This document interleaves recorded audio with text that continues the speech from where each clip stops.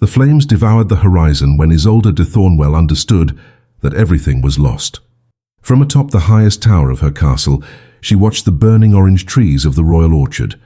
the thatched roofs of her people's homes transforming into ashes, and the banners of her late husband, that weak king who had left her widowed at 23, with a kingdom too small to defend itself, being trampled by the relentless cavalry of Alaric von Steelhaven.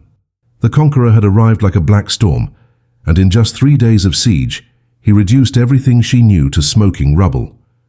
Isolde could have fled when her advisors begged, could have abandoned the crown and disappeared among the peasants, but something in her blood, perhaps her mother's stubbornness or her grandfather's obstinate pride, refused to bend her spine before the inevitability of defeat. She descended the tower stairs with her head held high, still wearing the dark green velvet dress she had worn at the last state dinner, and walked alone through the destroyed main hall to the courtyard, where Steelhaven's soldiers were already hoisting the black and silver flag of the conqueror. I am so happy you are here with me on this journey through time. If you appreciate stories of courage, redemption, and vindication, please subscribe to the channel and leave your like. Your presence here means so much, and together we will discover how love can be born, even from the ashes of destruction. Alaric von Steelhaven was everything the rumors promised and worse. Tall as a stone tower with broad shoulders of one who had carried heavy armor since adolescence, he dismounted from his warhorse with the deadly grace of a predator intimately familiar with the smell of blood. His eyes were of a frozen gray, the color of steel under rain, and his face could have been carved from granite, angular, severe, without a trace of mercy or human warmth. He had conquered 12 kingdoms in 5 years, leaving a trail of widows and orphans across the continent, and his reputation for cruelty was as legendary as his military genius. Men whispered that Steelhaven possessed no heart, that a brutal betrayal in his youth had ripped from him any capacity to feel compassion or love, transforming him into nothing more than a war machine wrapped in human flesh. When he walked toward Isolde, his steps echoed in the tense silence of the conquered courtyard, and every soldier present knew they would witness an execution. Isolde raised her chin and met those grey eyes without blinking. She would not kneel. She would not beg for mercy. If death was her destiny, she would face it as a queen, not as a cowardly supplicant. The silence between them stretched like a rope about to snap, and then Isolde spoke the words that would change both their destinies forever. She said she would prefer the blade of his sword to living a single day under his dominion, that he could take her kingdom but would never have her submission, and that history would remember him as the tyrant who destroyed beauty out of pure, sterile malice. For an endless moment, Alaric simply observed her, and something dangerous gleamed in those storm-colored eyes. Not anger, but something more disturbing, like recognition or obscure fascination. Then he did something that shocked every man present. Instead of ordering her immediate execution, Alaric von Steelhaven declared in a loud and clear voice, so that all survivors could hear, that the Defiant Queen of Thornwell had earned his peculiar interest. He proclaimed that Isolde would not die. Her fate would be far more useful and far more humiliating. She would live, yes, but as spoils of war, as the conqueror's personal prisoner, and she would warm his bed in his distant castle as a living reminder of his complete victory over Thornwell. The words fell upon Isolde like public lashes, designed to destroy not her body but her dignity, her reputation, everything that remained of her identity as a sovereign queen. The soldiers laughed. The few captured nobles looked away in shame, and Isolde felt the humiliation burn more intensely than any flame that had consumed her kingdom. But as the guards dragged her toward the carriage that would take her to her prison, Isolde looked back one last time and saw Alaric still standing in the same place, watching her departure with an expression she could not fully decipher. Triumph, certainly, but also something darker, something almost resembling loneliness or hunger for something that violence had never managed to satisfy. She did not yet know, as the carriage crossed the destroyed gates of her former home, that her refusal to bow had cracked something inside the Ruthless Conqueror, that her defiant courage had touched a part of him he believed dead long ago, and that the coming months in Steelhaven's fortress would reveal truths that both feared to confront. The journey to Alaric von Steelhaven's fortress took 7 days through landscapes that grew progressively bleaker and more forbidding. Isolde travelled in a guarded carriage with barred windows, treated not with outright cruelty, but with the cold indifference reserved for cargo, rather than a person of royal blood. She watched the fertile valleys of her homeland give way to rocky highlands, and eventually to the harsh northern territories where Steelhaven had built his seat of power, a massive stone fortress that rose from black cliffs like a monument to conquest itself. The castle bore no softness, no gardens or flowering courtyards, only brutal efficiency and military precision in every tower and battlement. When Isolde finally stepped from the carriage into the main courtyard, the wind cut through her travel-worn dress like knives of ice, and she understood that this place had been built by a man who valued strength above all else, who had no use for beauty or comfort or any of the gentle things that made life worth living. She was taken to chambers in the East Wing, rooms that were far too luxurious for a prisoner, but far too isolated for a guest. The suite consisted of a bedchamber, with a canopied bed draped in deep crimson silk, a sitting room with a fireplace large enough to stand in, and tall windows that overlooked the savage northern sea crashing against the cliffs below. Isolde understood immediately that these were not guest quarters, but a gilded cage designed to keep her comfortable enough to survive, but separate enough to remind her constantly of her captivity. The servants who brought her food and fresh clothing spoke to her with distant politeness, neither warm nor cruel, as though they had been instructed to treat her as something between a concubine and a curiosity. No one explained what was expected of her. No one told her when the Conqueror would summon her to fulfill the degrading purpose he had proclaimed publicly, and the uncertainty gnawed at her resolve more effectively than any direct threat could have done. For 3 weeks, Isolde saw Alaric von Steelhaven only from a distance. She would glimpse him in the courtyard below, drilling with his soldiers despite his rank, moving through sword forms with a lethal precision that spoke of decades spent perfecting the art of killing. She would see him at the high table during the evening meal in the Great Hall. She was required to attend these dinners, seated far below the salt among minor nobles and captured hostages, a deliberate demonstration of her fallen status. From across the vast room, she would feel his grey eyes upon her occasionally, watching with that same unreadable intensity she had seen in the ruins of her castle, but he never approached, never spoke to her, never sent for her in the night as everyone expected. The other prisoners whispered that Steelhaven was toying with her, letting fear do the work that force might accomplish less effectively. But Isolde sensed something else in his strange restraint, something almost like uncertainty, as though the Conqueror, who had never hesitated on any battlefield, found himself paralyzed by a different kind of conquest entirely. It was during the 4th week that Isolde made her first act of quiet rebellion. The castle library, a surprisingly vast collection for a man supposedly devoted only to warfare, became her refuge, and she spent long hours there reading histories of the kingdoms Alaric had destroyed, trying to understand the pattern of his conquests, searching for some weakness she might exploit. One afternoon, she discovered records that revealed a truth carefully hidden from public knowledge. Before becoming the Ruthless Conqueror, Alaric von Steelhaven had been a second son, a scholar and poet, engaged to a noblewoman he loved deeply until his older brother and his betrothed conspired together, framing Alaric for treason to steal both his inheritance and his future. The betrayal had been so complete, so devastating, that the young man who survived the false accusations and fought his way back from exile had become someone else entirely, someone who trusted nothing, felt nothing, conquered everything to prove that power was the only truth that mattered in a world built on lies. That evening at dinner, when Isolde looked across the great hall and met Alaric's cold grey eyes, she saw him differently for the first time, not as a monster, but as a man who had been so profoundly broken that he had rebuilt himself from fragments of rage and loneliness into something that could no longer be hurt because it could no longer truly feel. And in that moment of recognition, something shifted in her own heart. A dangerous curiosity about whether the scholar and poet still existed somewhere beneath the armor of cruelty, and whether a queen who had lost everything might be the only person who could understand what it meant to be remade by devastation into someone unrecognizable even to yourself.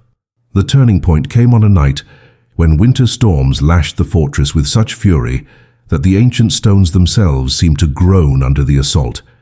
Isolde had been unable to sleep, haunted by dreams of her burning kingdom and the faces of people she had failed to protect. And she had wrapped herself in a heavy cloak to walk the castle corridors in search of distraction from her own thoughts.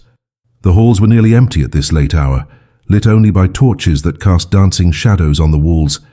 and her footsteps echoed in the vast silence as she wandered without purpose or destination.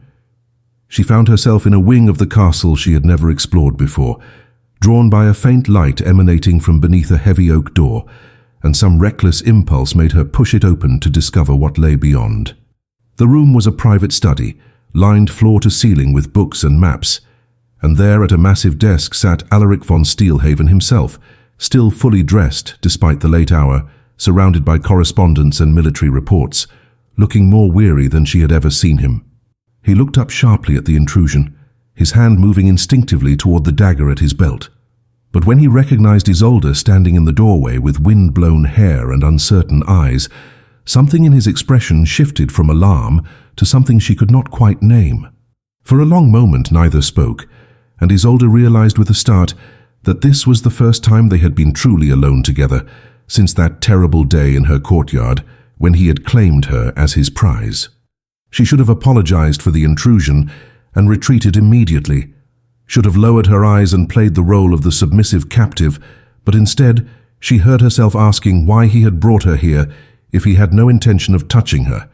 why he subjected her to this humiliating limbo rather than simply executing her or releasing her or doing anything that made logical sense.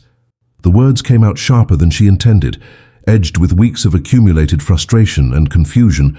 and she braced herself for his anger at such insolence from a prisoner. But Alaric did not rage or threaten or dismiss her. Instead, he leaned back in his chair and studied her with those penetrating grey eyes, and when he finally spoke, his voice was quieter than she had ever heard it, almost contemplative. He told her that he had spared her because in that moment when she refused to kneel, when she looked at him with defiance rather than fear, she had reminded him of something he thought he had killed long ago. The memory of who he used to be before betrayal taught him that mercy was weakness and trust was a luxury only fools could afford. He confessed that every kingdom he conquered left him emptier than before, that victory had become meaningless repetition, and that somewhere in the ruins of her burning castle he had recognized in her eyes the same rage and grief that had once consumed him after his own world fell apart. He admitted that he did not know what to do with her, this queen who should have been just another trophy, but had instead become a mirror reflecting all the humanity he had spent years trying to bury beneath armor and calculated cruelty. Isolde listened to this confession with growing astonishment, understanding that she was witnessing something extraordinarily rare, a moment of absolute vulnerability from a man who had built his entire existence on being invulnerable. She found herself moving closer without conscious decision, drawn by the raw honesty in his words, and she told him that she had discovered his history in the library, that she knew about the betrayal that had destroyed his former life and transformed him into the conqueror the world now feared. She said that she understood what it meant to be remade by loss, to become someone harder and colder because softness had proven too dangerous in a world that punished weakness without mercy. And then, in a voice barely above a whisper, she asked the question that hung between them like a blade. If he saw in her a reflection of his own wounded soul, what did he truly want from her? Submission that would mean nothing, or something far more dangerous that neither of them knew how to name? The silence that followed was broken only by the howling wind and the crackling fire, and when Alaric finally stood and crossed the distance between Isolde's heart hammered with an emotion that was no longer simple fear, but something far more complex and threatening to everything she thought she understood about her captor and herself. He stopped just close enough that she could see the storm of conflict in his eyes, close enough that she could feel the heat radiating from his body, and he told her in a voice rough with suppressed emotion that he had conquered 12 kingdoms, but had no idea how to conquer the loneliness that consumed him more completely than any enemy ever could, and that her defiant courage terrified him more than any army because it made him want something. He had sworn never to want again. The possibility that another human being might see the ruins of what he had become and choose to stay anyway. The weeks following that stormy night, brought a transformation so gradual that Isolde barely noticed it happening until she realized that her prison had become something else entirely. Alaric began sending for her not to his bedchamber, as everyone expected, but to his private study where they would spend long evenings in conversation that ranged from military strategy to philosophy to the poetry he had once written in his youth before betrayal hardened him into steel. He showed her maps of all the territories he had conquered and confessed that he no longer remembered why he had wanted most of them, that conquest had become simply what he did because he knew nothing else, because forward motion toward the next battle kept him from having to face the emptiness that waited in stillness. Isolde found herself sharing her own stories in return, tales of her brief, unhappy marriage to a king who had valued her dowry more than her counsel, of the loneliness of ruling a small kingdom surrounded by larger predators, of the secret relief she had felt when death freed her from a union that had never held even the pretense of love. In these quiet hours, away from the eyes of the court and the expectations of their respective roles, they discovered that they were more alike than either had imagined possible, two people who had been forced by circumstance to become harder versions of themselves just to survive in a world that showed no mercy to the vulnerable. But this growing intimacy did not go unnoticed by the inhabitants of the fortress. The other prisoners watched with barely concealed resentment as Isolde was summoned night after night to the Conqueror's private chambers, and they whispered among themselves that she had traded her dignity for comfort, that she warmed his bed with enthusiasm to secure her own survival. The servants gossiped that Steelhaven had finally claimed his prize in the way everyone had expected from the beginning, that the Defiant Queen had been broken and tamed like all the others who had once stood against him. Even Alaric's own commanders began to make crude jokes about how their lord had finally found a use for his captive queen, comments that made Isolde's cheeks burn with humiliation when she overheard them during the evening meals in the great hall. The cruelest part was that she could not defend herself without revealing the truth, that nothing physical had happened between them, that their nights together consisted of conversation and shared silences, and a connection that was somehow more intimate than any mere coupling of bodies could have been. To speak that truth would be to expose the vulnerability growing between them, and Isolde understood instinctively that such exposure would destroy whatever fragile thing was taking root in the ruins of their respective devastations. Alaric seemed equally aware of the gossip and equally unable to address it without making everything worse. Isolde watched him grow more tense and irritable during the day, snapping at his officers over minor infractions, drilling his soldiers with increased brutality as though trying to prove to everyone, including himself, that he remained the Ruthless Conqueror, and not a man growing dangerously soft over a captive woman. Yet each night he still sent for her, still looked at her with those storm-grey eyes that revealed more than his words ever could, still shared pieces of his broken history as though she were the only person in the world who might understand what it cost him to survive his own past. The contradiction was tearing him apart. Isolde could see it clearly. His need to maintain the iron facade that kept his empire intact, warring against his growing hunger for genuine human connection with someone who saw past the armor to the wounded man beneath. It was during the 8th week of her captivity that the fragile balance finally shattered. A delegation arrived from one of Alaric's vassal kingdoms, bringing with them lavish gifts and requests for his military support in their own territorial disputes. And among their party was a noblewoman of extraordinary beauty, who made her interest in the Conqueror painfully obvious from the moment she arrived. Lady Seraphina moved through the fortress like she already owned it, touching Alaric's arm with casual familiarity during dinners, laughing at his rare attempts at conversation, positioning herself as the sort of appropriate consort that a man of his power should claim rather than wasting his attention on a defeated enemy queen. Isolde watched this performance with a churning mixture of emotions she had no right to feel. Jealousy, certainly, but also a painful recognition that Seraphina represented everything she could never be in Alaric's world, a willing partner rather than a captive, a symbol of alliance rather than conquest, a woman whose presence would strengthen his position rather than complicate it beyond measure. That night, when the usual summons to Alaric's study did not come, Isolde lay awake in her gilded cage and forced herself to confront a devastating truth.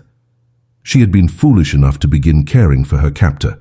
foolish enough to believe that the connection growing between them might be leading somewhere other than eventual heartbreak, foolish enough to forget that she was and would always be nothing more than a trophy taken from a destroyed kingdom, and that men like Alaric von Steelhaven did not choose love over power, did not sacrifice strategic advantage for something as intangible as understanding, did not transform themselves from conquerors into partners simply because a captive queen saw the poet he used to be. The realization felt like a second conquest, more complete than the first, because this time he had not just taken her kingdom, but had somehow claimed a piece of her heart she had sworn never to surrender to anyone ever again. For 3 agonizing days, Alaric did not send for Isolde,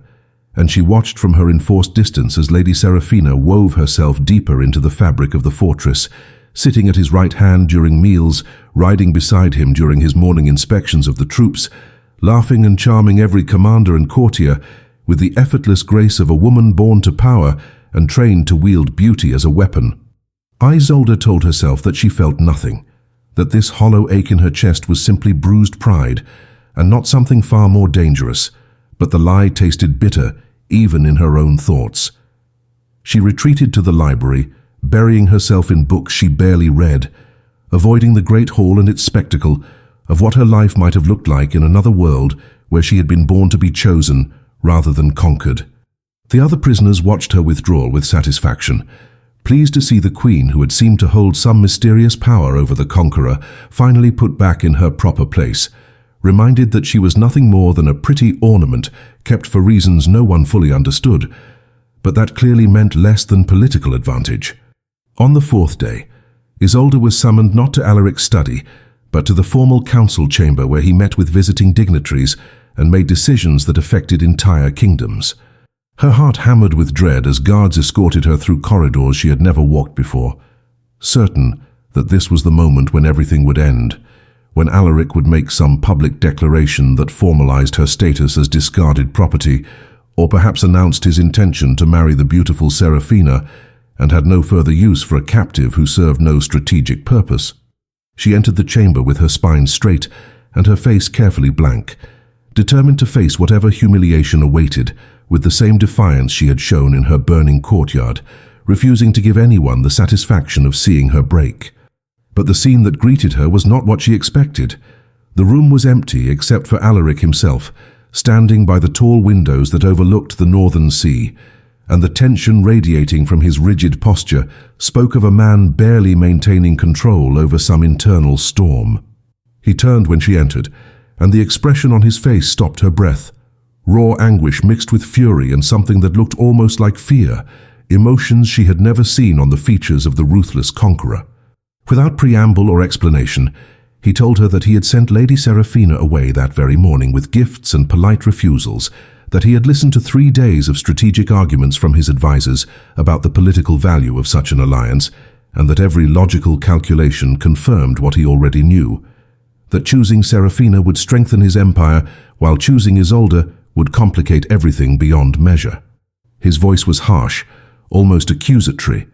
as he demanded to know what witchcraft she had worked on him, what spell she had cast that made him willing to throw away strategic advantage for something as foolish as the possibility of being understood by another human being.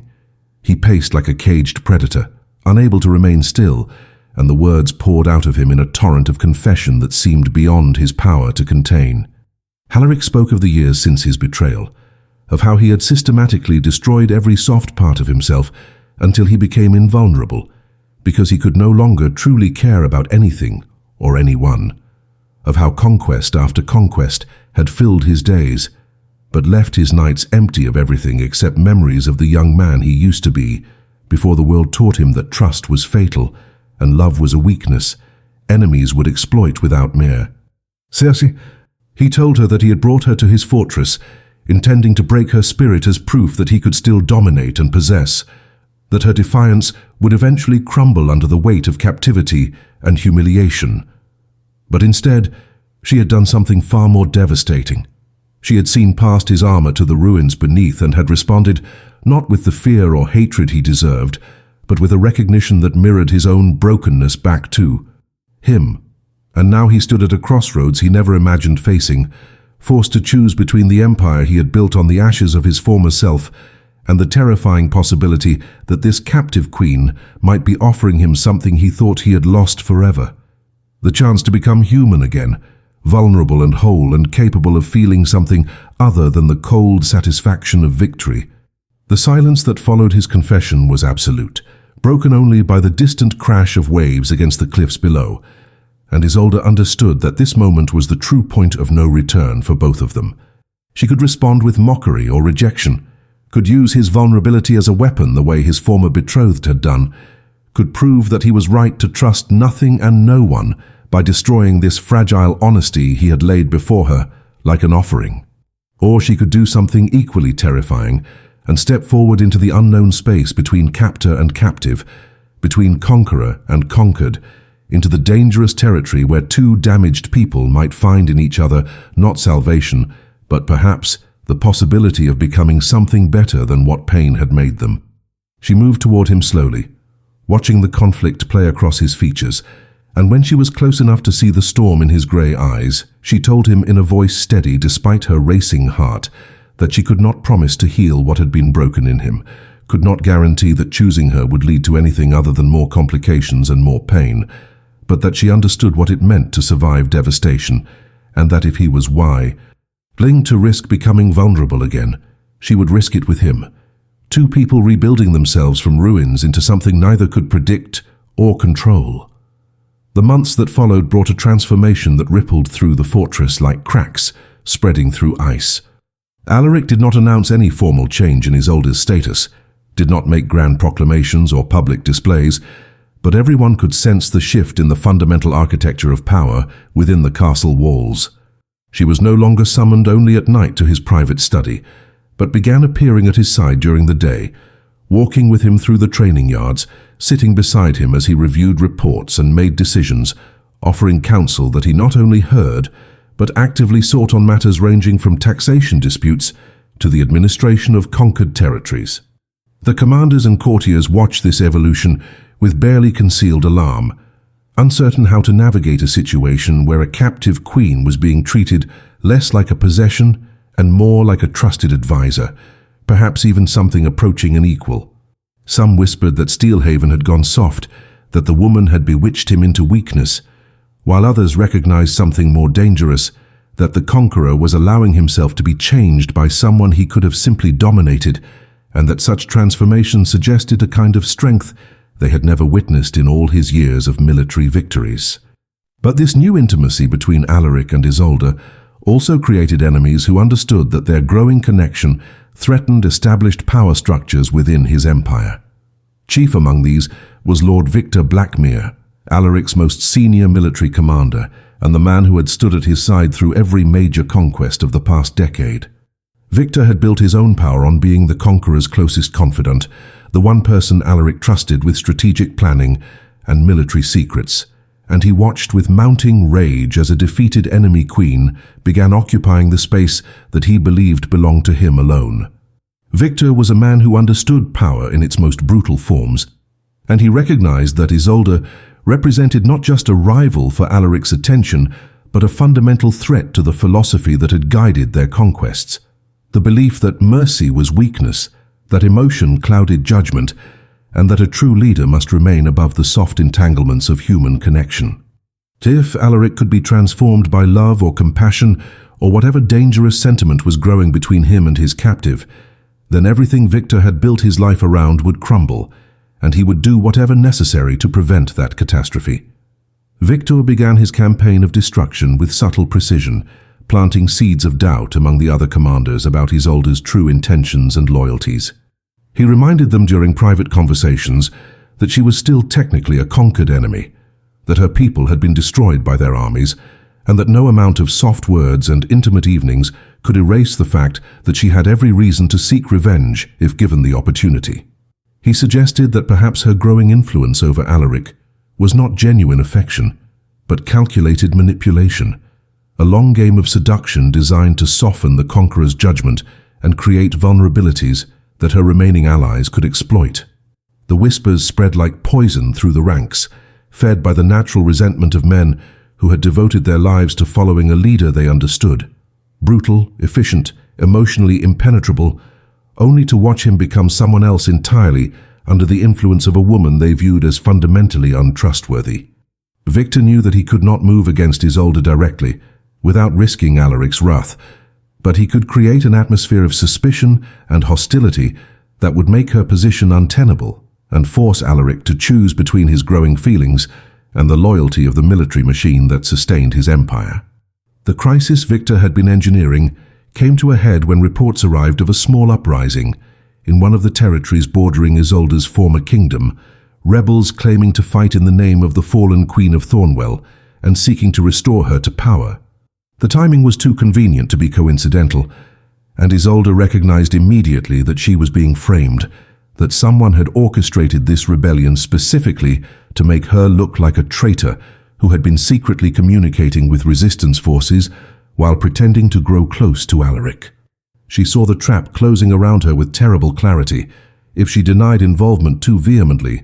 she would appear defensive and guilty, but if she remained silent, the circumstantial evidence would speak for itself, and either way, Victor and his allies would have the justification they needed to demand her imprisonment or execution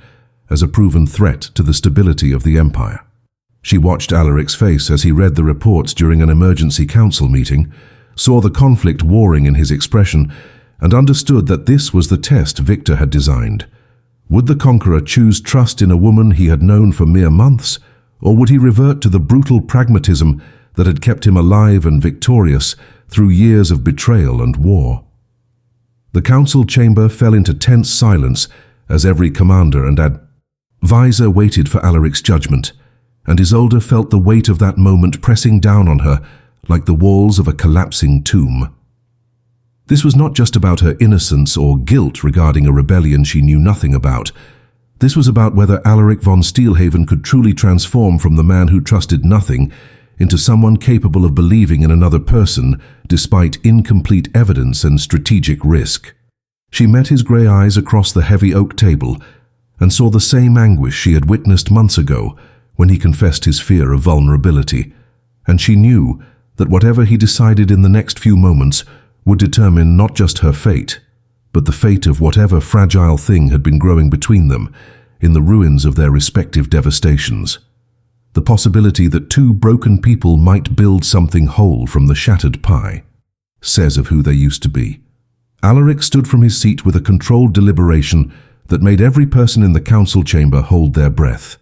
And when he spoke, his voice carried the cold authority that had commanded armies across a dozen conquered kingdoms. He announced that he would personally lead a force to crush the rebellion within the week, that any who claimed to fight in Queen Isolde's name would be shown the same mercy he had shown all those who raised arms against his rule, which was to say, no mercy whatsoever. But then, in words that fell like hammer blows on the expectant silence, he declared that Isolde herself would remain at the fortress, not as a prisoner under guard, but as his designated regent in his absence, empowered to make decisions regarding the administration of his territories and the welfare of his people, while he dealt with the military threat. The announcement struck the council like a lightning bolt, and Victor Blackmere's face went rigid, with barely suppressed fury, as he understood that his carefully constructed trap had not only failed, but had backfired spectacularly. Rather than proving Isolde untrustworthy, Alaric had responded by granting her more power and legitimacy than she had ever possessed, even as the queen of her own small kingdom. The commanders erupted into protests and objections, arguing that leaving a former enemy in charge of the fortress was strategic insanity, that she could open the gates to invading forces or sabotage their supply lines or commit any number of treacherous acts, while Alaric was away fighting battles she might have secretly orchestrated. Victor led the opposition with passionate intensity, reminding Alaric of every betrayal in his past, invoking the memory of the brother and betrothed who had destroyed his former life, warning that history was repeating itself and that he was allowing emotion to cloud the brutal pragmatism that had kept him alive and victorious all these years. But Alaric listened to these arguments with an expression of absolute calm,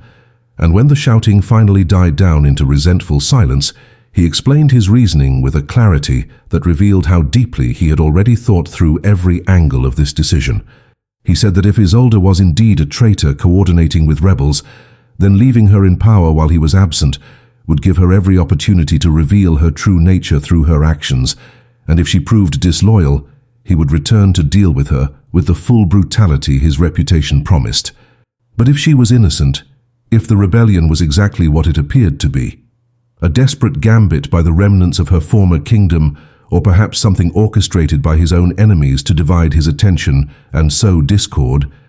then his public demonstration of trust would accomplish something far more valuable than military victory could achieve.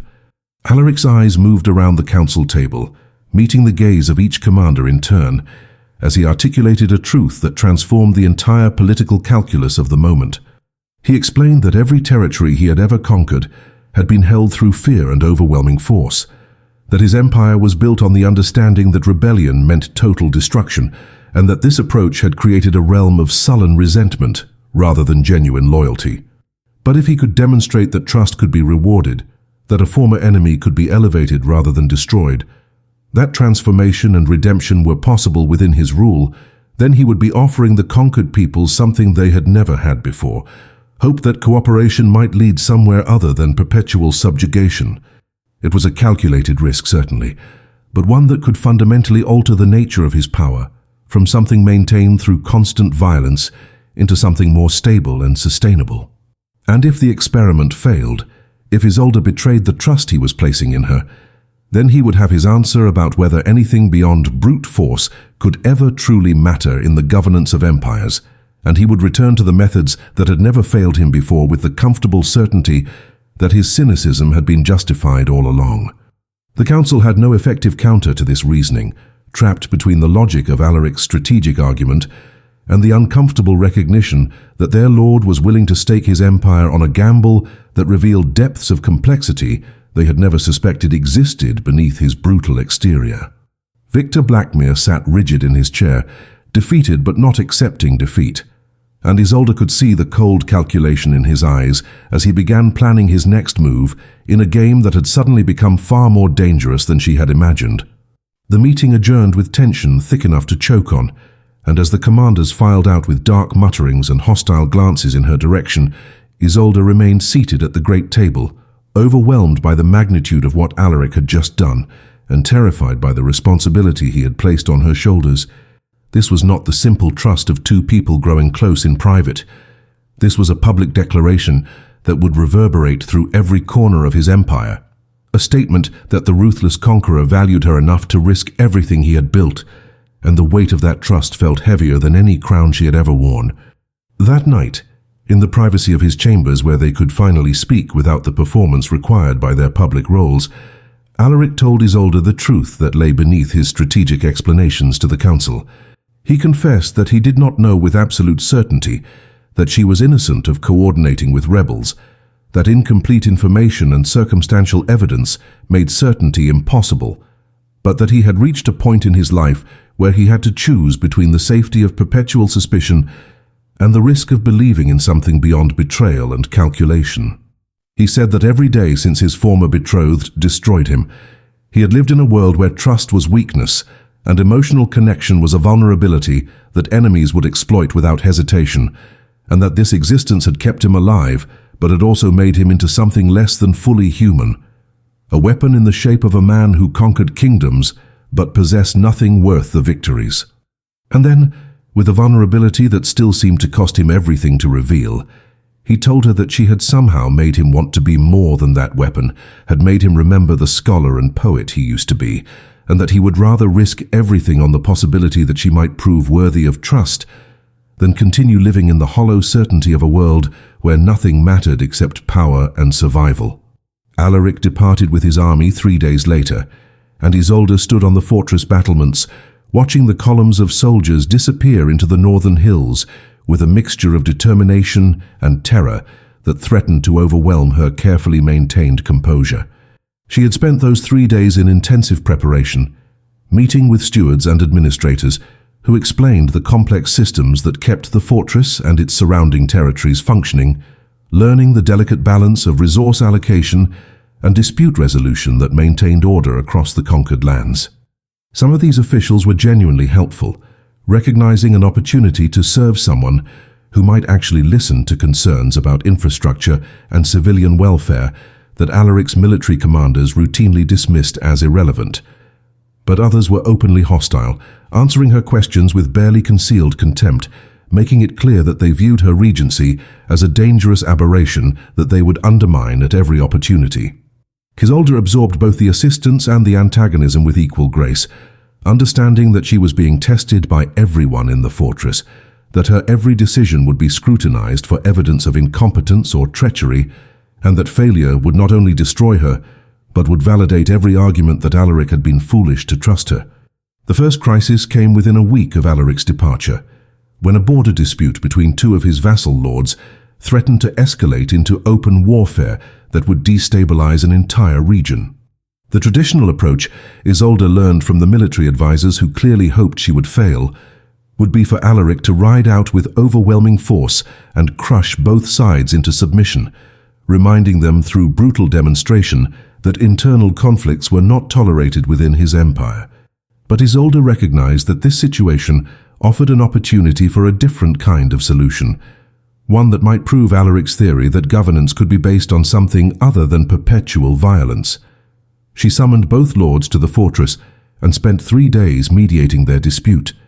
listening to grievances that went back generations, identifying the actual material concerns beneath the rhetoric of honor and historical wrongs. Through patient negotiation and creative compromise, redistributing certain disputed lands while creating new trade agreements that gave both parties economic incentives for cooperation, she managed to broker a settlement that left neither side completely satisfied, but both willing to accept peace over the alternative of facing the conqueror's wrath. Word of this successful mediation spread through the territories faster than Isolde had anticipated, and soon other petitions began arriving at the fortress, minor nobles and town representatives seeking her judgment on matters they would never have brought to Alaric's attention, because they knew he had no patience for anything that did not involve military strategy or territorial conquest. Isolde found herself adjudicating everything from water rights disputes to accusations of corrupt tax collectors,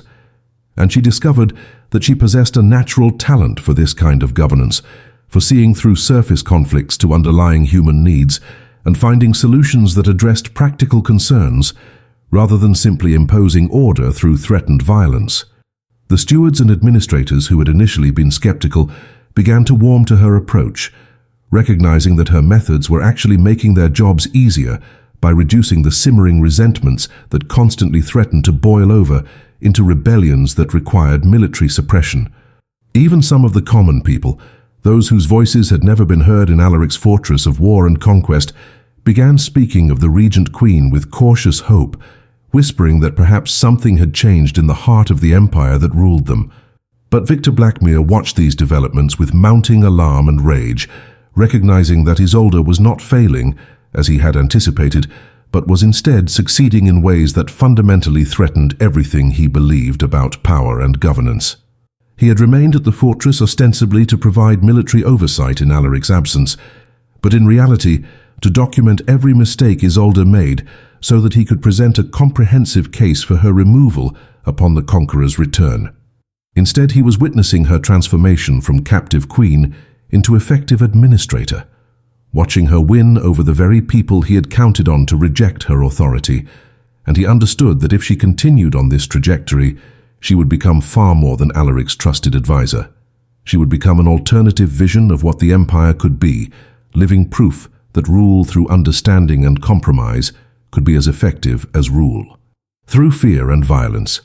this possibility was intolerable to Victor, not just because it threatened his personal position, but because it invalidated the entire philosophy that had guided his life, the belief that only the ruthless survived, and that any deviation from brutal pragmatism was a fatal weakness waiting to be exploited. Victor began laying the groundwork for a final, devastating move against Isolde, one that would not rely on her making mistakes, but would instead create a crisis so severe that her methods of patient negotiation and compromise would prove inadequate to address it. He sent secret messages to contacts in the territories, inflammatory words designed to stir up the very resentments that Isolde had been working to soothe, reminding conquered peoples that she was herself a defeated queen and that her apparent authority was nothing but theater, that the moment Alaric returned, she would be relegated back to the status of captive, and all her promises and judgments would be revealed as meaningless. He spread rumors that the rebellion Alaric had gone to crush was far larger than anyone had admitted, that it was sweeping through multiple territories and would soon reach the fortress itself, that Isolde's regency was a sign of weakness that enemies throughout the empire were preparing to exploit. And most cunningly of all, he began quietly arranging for a public confrontation that would occur during the Grand Council gathering scheduled for 2 weeks hence,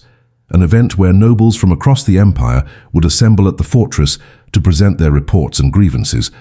where Isolde would be required to preside in Alaric's absence, and where Victor would have the perfect stage to destroy her credibility in front of the very people whose support she needed to maintain her fragile authority. The Grand Council convened on a cold morning, when frost covered the fortress battlements like crystalline armor, and Isolde entered the great hall knowing that this day would determine everything. The massive chamber was packed with nobles and officials from every corner of Alaric's empire, men and women who had traveled for weeks to attend this gathering, and the air hummed with tension and anticipation as they waited to see how the captive queen turned regent would handle the weight of authority in the conqueror's absence. Isolde took her seat at the head of the long table where Alaric normally presided, acutely aware that she was a woman sitting in a place of power that belonged by right of conquest to the man who had destroyed her kingdom, and that every eye in the room was measuring her worthiness for this position, with varying degrees of skepticism and hostility. She wore a gown of deep midnight blue, simple but elegant, with her hair arranged in the style of a ruling queen rather than a captive, and she forced herself to project a confidence she did not entirely feel as the first petitioners came forward to present their cases and concerns. The initial hours proceeded smoothly enough, with Isolde adjudicating disputes and hearing reports with the same careful attention and fair-minded judgment that had won over the fortress administrators during the previous weeks. She listened to a merchant guild's complaint about excessive tariffs, a landed lord's petition for assistance with bridge repairs, a border town's request for additional guards against bandits, and she rendered decisions that balanced practical needs against available resources, with a wisdom that surprised even those who had been prepared to give her a chance. The assembled nobles began to relax slightly, some even nodding in approval at her handling of complex matters, and Isolde allowed herself to hope that perhaps Victor's expected attack would not materialize, that she might navigate this crucial test without the confrontation she had been dreading. But she should have known better than to underestimate the ruthlessness of a man who saw her very existence as a threat to everything he valued. And when Victor Blackmere finally stood to address the council, the atmosphere in the hall shifted instantly from procedural routine to something far more dangerous. Victor's voice rang out across the chamber with the authority of someone who had commanded armies and counseled conquerors, and he began by praising Isolde's administrative efforts in terms so honeyed with false courtesy that everyone immediately understood he was preparing to strike. He acknowledged that she had shown surprising competence in handling minor disputes and routine governance, that her gentle approach had its place in managing the mundane details of civilian affairs. But then his tone shifted to something harder and more accusatory as he posed the question that cut to the heart of everything. What would happen when gentle methods proved inadequate to address serious threats, when compromise and understanding fail? Ed in the face of enemies who respected only strength and feared only consequences. He revealed to the shocked assembly that new intelligence had arrived that very morning, reports that the rebellion in the borderlands was not a small uprising, but a coordinated assault involving multiple territories, that forces were even now marching toward the fortress itself, and that the Regent Queen's policies of leniency and negotiation had been interpreted throughout the empire as weakness that emboldened every enemy and malcontent to test the conqueror's defenses, while he was absent, dealing with what had turned out to be a deliberate diversion. The hall erupted into chaos as nobles shouted questions and accusations, demanding to know why Isolde had not informed them of this threat, why she had been wasting time on trivial disputes while armies gathered against them, why Alaric had been foolish enough to leave a defeated enemy queen in charge of his empire's defense. Victor let the panic build for several moments before calling for order, and then he delivered his killing blow with devastating precision. He called for an immediate vote of no confidence in Isolde's regency, arguing that the emergency required the council to assume direct control and implement proper military responses, rather than continuing to trust governance to a woman whose very presence had inspired the rebellion and whose methods had proved catastrophically inadequate to the reality of threats facing the empire. He had the votes lined up, Isolde realized with sinking certainty, had spent weeks building his coalition among nobles who resented her elevation, and within moments she would be stripped of authority and likely imprisoned pending Alaric's return. Her failure complete, and Victor's vision of brutal pragmatism vindicated. But as Victor called for the vote, and the first nobles began raising their hands in support of removing her from power, the great doors of the hall burst open with a crash that silenced every voice in the chamber. Alaric von Steelhaven strode into the room still wearing his battle armor, covered in the dust and blood of recent combat, his presence so commanding that every person instinctively rose to their feet in recognition of the conqueror's return. He had ridden day and night to reach the fortress in time, had received word of Victor's machinations through loyal sources, and understood exactly what was happening in this council chamber, and the expression on his face as he surveyed the scene was terrifying in its cold fury. But he did not look at Victor or the assembled nobles. His grey eyes found Isolde across the crowded hall, and in that moment of connection she saw everything she needed to know, that he had returned not to judge her failure, but to stand beside her success, that the test had never been whether she could govern perfectly, but whether she would try honestly, and that Victor's attempt to destroy her had instead provided the perfect stage for Alaric T. or make the public declaration he had been building toward since the moment he chose trust over suspicion. Alaric moved through the silent hall with measured steps that echoed like drumbeats against stone, and when he reached the head of the table, he did not take his seat but instead remained standing beside Isolde, a physical statement of alliance that sent shockwaves through every noble present. His voice when he spoke carried the absolute authority of a man who had conquered 12 kingdoms and would tolerate no challenge to his will, and he addressed the assembly with words that had clearly been prepared during his long ride back to the fortress, a speech that would reshape the fundamental nature of his empire. He confirmed that yes, there had been a rebellion in the borderlands, and yes, he had crushed it with the same brutal efficiency that had built his reputation, but he revealed that his intelligence officers had traced the uprising's true origins not to any coordination with Isolde, but to provocateurs funded by rival kingdoms seeking to destabilize his territories, while testing whether his apparent transformation had made him vulnerable. He explained that these enemies had been counting on him to react exactly as Victor had suggested, with overwhelming violence and paranoid suspicion, because that predictable brutality was what they understood and could plan around, but instead they had encountered something they never anticipated,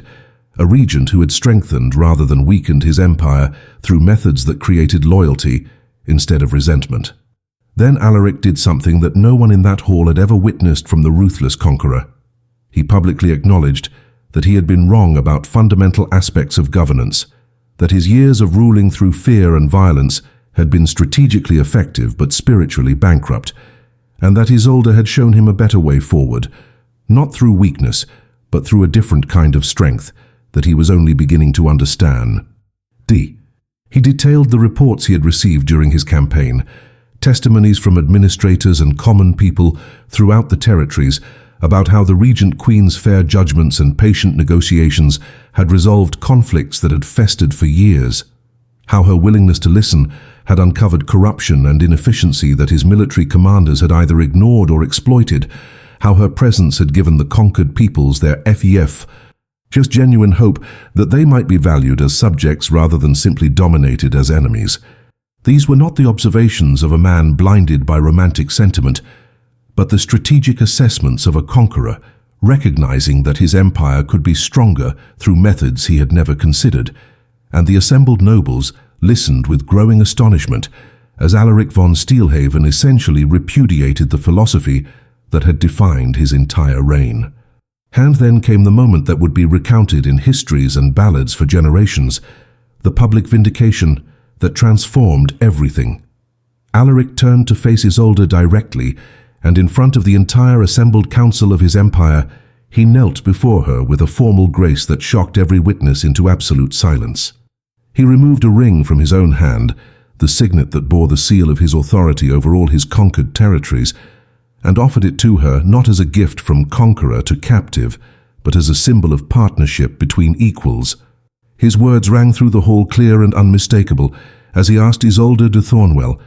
the queen he had once destroyed and claimed as spoils of war, to accept his proposal of marriage not as a prisoner forced into compliance, but as a true consort and co-ruler, to become his empress, and help him transform their empire from something built on conquest into something sustained by justice and genuine loyalty. He acknowledged before all witnesses that she had proven herself worthy not through submission, but through strength, not through accepting his methods, but through showing him better ones, and that he loved her not despite her defiance, but because of it, because she had been brave enough to see past his armor to the wounded man beneath and had chosen to stay anyway. The silence that followed was absolute and profound, every person in the hall holding their breath as they waited for Isolde's response to this unprecedented proposal. She looked at the man kneeling before her, this conqueror who had destroyed her kingdom, but had also given her the opportunity to build something greater from the ruins, and she saw in his storm-grey eyes the same vulnerability he had shown her in private, now exposed for all the world to witness. She thought of the girl she had been months ago, standing in her burning courtyard refusing to bow, and she recognized that her defiance then had not been the end of her story, but the beginning, that everything she had suffered and survived had been preparing her for this moment when she could choose not just her own fate, but the fate of an entire empire. She accepted his proposal with words that were simple, but carried the weight of transformation, agreeing to become his empress and partner, and when Alaric rose and placed the signet ring on her finger, the hall erupted in applause that was part genuine celebration and part recognition that they had just witnessed the birth of something entirely new in the political landscape of their world. Victor Blackmere stood frozen in shock and fury as his carefully constructed attack disintegrated into complete defeat, watching the woman he had tried to destroy being elevated to the highest position in the empire while his own credibility lay in ruins. Some of the nobles who had supported his vote of no confidence now rushed to congratulate the newly announced empress, their opportunistic loyalty shifting with the political winds, while others simply sat in stunned silence, trying to comprehend how thoroughly the balance of power had shifted. Alaric addressed the assembly one final time, making it clear that Victor's machinations had been noted, and that there would be consequences for those who had sought to undermine the regent's authority. But his tone was more weary than vengeful, as though he understood that Victor represented the old way of thinking that had to be confronted but also pitied for its inability to imagine anything beyond brutality and suspicion. The council adjourned in a state of profound transformation, and as the nobles filed out, they carried with them stories that would reshape the reputation of Alaric von Steelhaven from ruthless conqueror into something more complex and more human, a leader capable of growth and change and love. In the months and years that followed, Isolde and Alaric ruled their empire together, combining his strategic brilliance and military strength with her gift for governance and understanding of human needs. They were not a perfect partnership. Old habits of suspicion and control died hard in Alaric, and Isolde struggled with the weight of ruling territories that had been conquered by violence, even as she tried to heal them through justice. But they learned together, transformed together, built something together that neither could have created alone. The empire that had been held by fear gradually became something more stable and enduring, as conquered peoples discovered that loyalty could be rewarded, and that their voices might actually matter in the governance of their own lives. Isolde gave birth to a daughter 2 years after their marriage, a girl with her mother's defiant spirit and her father's strategic mind, and watching Alaric hold their child with a tenderness that would have been unimaginable to the man he used to be, Isolde understood that transformation was not a single moment, but an ongoing choice, a daily decision to become something better than what pain and fear had made them. And so, dear listener, let me leave you with this reflection as our story comes to its close. Isolde's journey reminds us that our value does not depend on others recognizing it, that the world's judgment of our worth says more about the world than about us. She was dismissed as a defeated enemy, humiliated and claimed as a prize, but she never accepted that definition of herself, never allowed external circumstances to diminish her internal strength. And in refusing to be diminished, she not only vindicated her own worth but transformed the very system that had tried to destroy her. Sometimes the greatest victories come not from defeating our enemies, but from changing them, not from forcing others to bow, but from standing so firmly in our own truth that they cannot help but see us differently. If you find yourself in a season where the world has decided you are less than you know yourself to be, remember Isolde, standing in her burning courtyard, refusing to kneel. Your defiance in the face of those who would diminish you is not rebellion. It is the assertion of a truth that the world needs to learn. Stand firm in your worth. Choose integrity over expedience, and trust that those who are meant to see your value will eventually recognize what has been there all along. And perhaps, like Isolde, you will discover that your greatest vindication comes not from proving others wrong, but from becoming so fully yourself that their judgment simply ceases to matter.